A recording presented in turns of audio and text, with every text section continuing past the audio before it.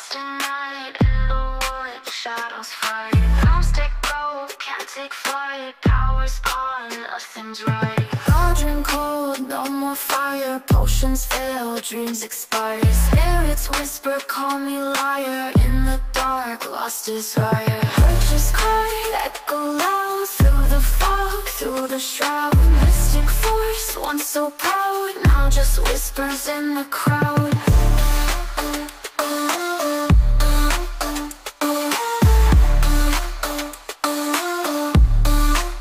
Babaylan TV. Hello Aquarius, welcome po sa inyong reading. So this is for February the 21st to February the 28th reading. Para po sa mga bago, don't forget to click the subscribe button, smash the like button, comment below kung kayo po yung nakaka-resonate, and please hit the notification bell. Kung gusto niyo pong sumali sa ating live sessions, dun po yan sa ating kabilang channel. That is Babaylan TV. No, yan po ang ating unang channel catered for our international audience. So kung hindi po kayo nakaka-resonate dito, baka nandun po ang inyong readings. And tulad ng sinabi ko, no, nagla-live po tayo doon. Try nyo pong sumali, no, napaka warm ng community po doon sa Babaylan TV, no. I want you to know that this is a general reading. You may resonate with the entire reading or you may resonate with some bits and pieces of the reading. Take what's only yours, no? So, simulan na natin. Aquarius, ngayon siguro sinasabi mo sa sarili mo, hindi lang puro puso, no? Ang papairalin, no? Parang naisahan tayo, hindi lang puro awa din, no? Kasi parang natitake advantage tayo. Hindi rin naman puro isip, no? Baka kasi sinasabi nila na, ay, para ka ng robot, no? Wala ka ng, hindi ka na tao, wala na yung sense of humanity, no? Ngayon, ang ginagawang binabalanse mo ang mga bagay-bagay. Whether it is, especially sa pera, no? Sabihin natin, ngayon ba ang pagpapautang, no? Pagbibigay, reasonable ba? Or baka yung itong pagiging galante ko is natitake advantage na, no? Sa mga kaibigan, nakikita ko rin dito na parang ikaw lang yung inaasahan palagi, no? It may be because of your energy. Pwede rin naman itong mga ambag mo, no? Or yung parang nakikita ko kasi dito, you're draining, no? Parang unti-unti kang nauubos. Kaya ang sabi mo dito, I need to change something, no? Siguro, ito yung mga time, or ngayon yung mga time na sinasabi mo sa sarili mo, pare-parehas lang yung mga na-experience ko. Pwedeng iba-ibang tao, no? Pero, parang yung ending, ganun pa rin, no? There must be something wrong with me. Kasi kung nangyari ito nung una, pangalawa, no? Sabihin mo, sige, pangatlo. Pero kung ang ending nito is palaging ganon, siguro kailangan ko na i-check, no? Yung sisi siguro hindi na nasa kanila. Siguro nasa akin, no? With the 9 of Rods, you're trying to change and open yourself to a different idea. With the Wheel of Fortune in here, siguro ang laki din ng perang nawala sa'yo, no? When it comes to buhay pag-ibig, siguro nga you were betrayed, no? Someone betrayed your trust. Someone probably took advantage of kala nila yung pagkabait mo is your weakness, no? Sometimes, yeah, ganun talaga sinasabi ng mga tao, ay mabait naman yan, no?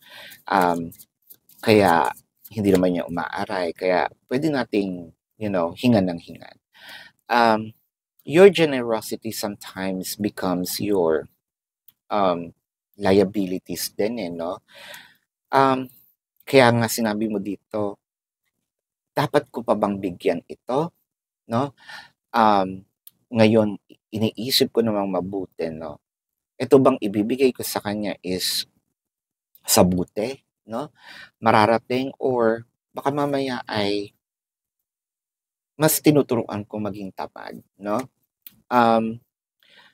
Kung buhay pag-ibig, siguro someone just sabihin natin took advantage of your body, no? Kasi alam nilang mabait ka.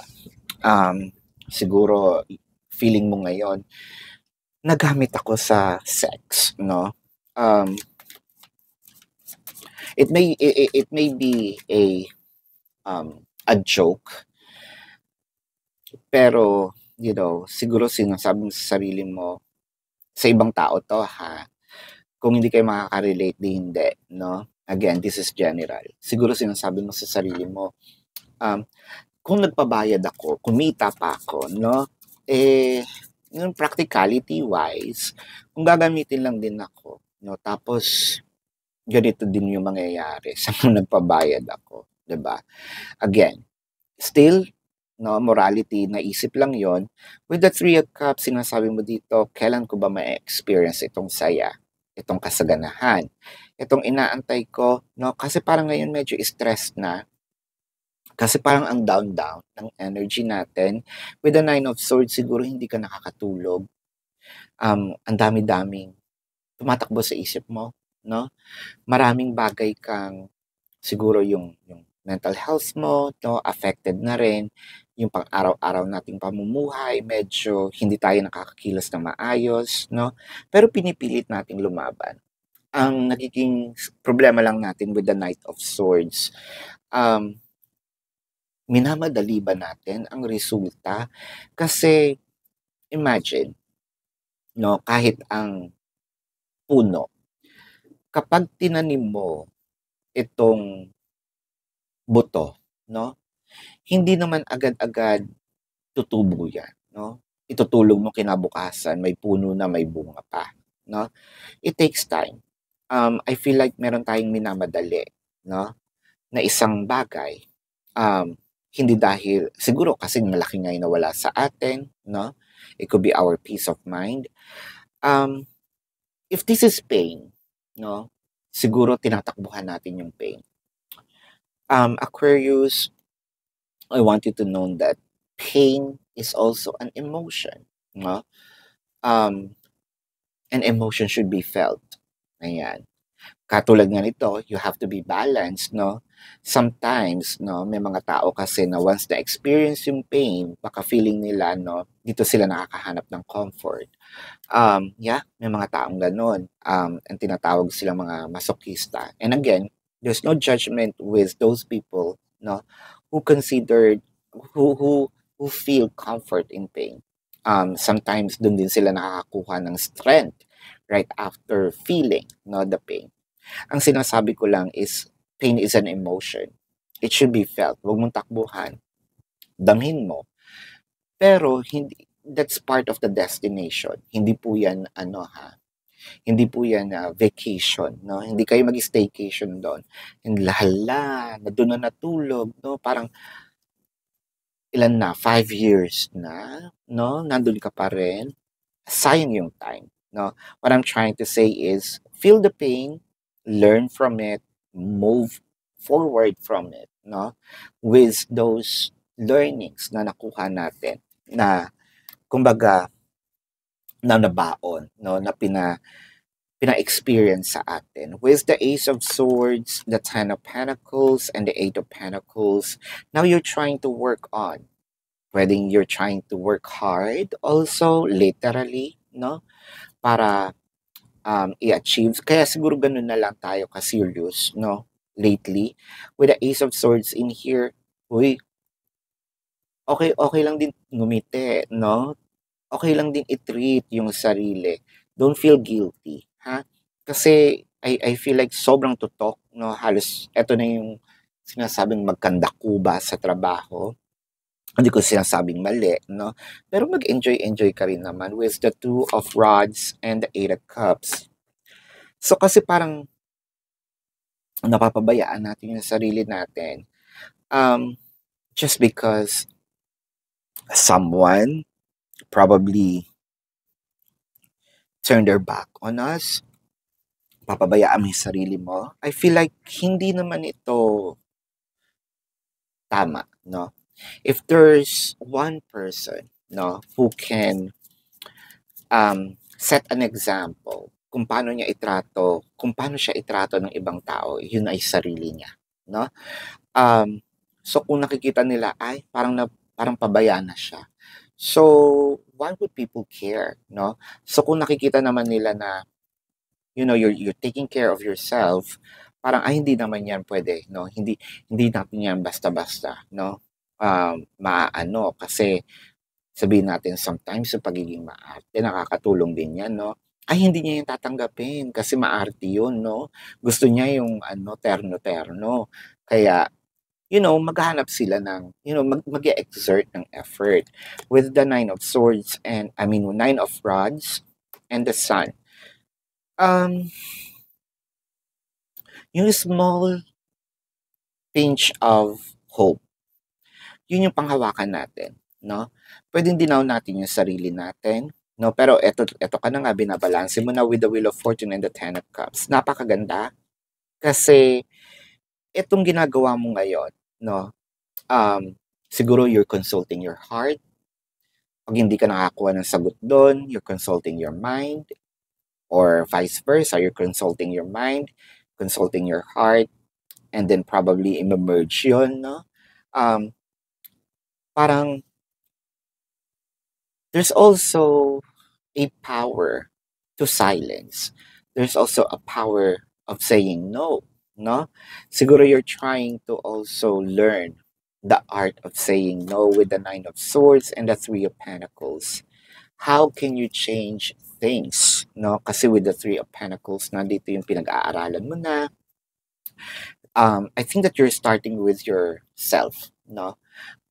Self-help books, probably. You're probably also watching from the YouTube universities. Baka kaya ka nandito, no? To also guide you. With the Five of Swords and the Star. Alam mo, itong laban na ito, no? I feel like ikaw ang first honor, sabi nga ni Miss Melay Cantiveros. Dahil the Star is here, no? Parang, di ba ito nga ang sabi? The Star is born. Lalo na kapag maningning siya, no? Knowing the fact na bago natin makita ang star, no? They became a dead planet. Most of them, no? Hindi naman siguro lahat. I don't know. Pero ang pagkakaalam ko, they are a dead planet, no? But they shine brightly. So bago nila makamtan, no? Parang kang phoenix, no? Alam mo ba yung phoenix? 'Di ba isa siyang mythical bird na mamamatay muna siya. I'm not saying mamamatay ka ha. In metaphor, mamamatay muna itong ibon, no? And then magte-turn into ash, no? Kasi nga magliliyab siya, turn into ash, tas yung ash na yon, no, doon siya uli magra-rise as a mythical bird, no? With the Knight of Swords and the Two of Pentacles. So hinay-hinay. Ito nga yung pagsasabi ko. Hinay-hinay kasi doon ka rin naman patungo. Walang puno, no, ang nagbunga agad or walang buto ang naging puno agad kinabukasan or ng ilang oras pa lang. So, don't be hard on yourself, no? Ang sinasabi lang dito, okay din mag-enjoy. Okay din sometimes na i-treat ang sarili, no? Kasi nasa sayo naman, no? Nasa pass mo naman itong victory, no? So, let's get some more cards here. Aquarius, gusto ko lang pong ipaalala sa inyo na dun po sa ating kabilang channel na Babaylan TV, nandyan po ang ating live sessions, no? So kung wala po kayong, kung gusto niyo pong sumali, you're very much welcome. Kung hindi po kayo nakaka-resonate dito, baka nandun po ang inyong reading. Ayan. So Aquarius, kung hindi niyo po maabutan itong live sessions, pwede naman kayong magtanong dito sa ating comment section as long as the question po is answerable by yes or no. Pero kung hindi po kayo papatulugin, no, ng yes or no na sagot lang, dumiretso na po kayo doon sa ating website, no? Sa description box po ng video na ito, there's a link. Click the link, makikita nyo po yung website, nandun po yung amount per question, no? May bayad po yun. The name, number, QR code for your reference. Ayan, take advantage of the 4 questions plus 1 kasi discounted na po yung 4 plus 1. And if you want to book a private reading, nandun din po siya. I have been fighting a battle I can't win. Ito siguro yung sinasabi mo sa sarili mo, no? Na lalo na nung down na down ka, lalo na nung parang feeling mo tumalikod na lahat ng tao sa iyo, no? Pero tulad ng sinabi ko, ikaw din naman ang magpapabangon. Wala kang ibang kakampi kundi ang iyong sarili. Let's get a message from the universe. Don't place limits upon yourself. You are infinite being with unlimited potential. You can have and be anything you want. Don't hold yourself back or allow anyone else to. This is your life. Live your truths and remain heart-centered at all times. So, ang sinasabi lang dito, no, kung meron man mga taong nagda-down sa'yo, no, huwag kang makinig sa kanila. Because at the end of the day, sabi ko nga, no, sarili mo ang kakampi mo. At sino pa ba ang tutulong, no? Hindi ka naman tutulungan ng ibang tao. Kahit yung iba, sabi mo kamag-anak pa yan, no? At the end of the day, save yourself, no? Para you can save other people as well. Let's check the zodiac sign of your person. These can be their sun sign or a placement in their chart. Taurus, Sagittarius, Virgo, Aquarius, Pisces, Leo, Scorpio, Capricorn, Cancer. So this is your reading. Love and light to you. Namaste. See you po sa susunod na readings. Goodbye. You want the best of my heart, you just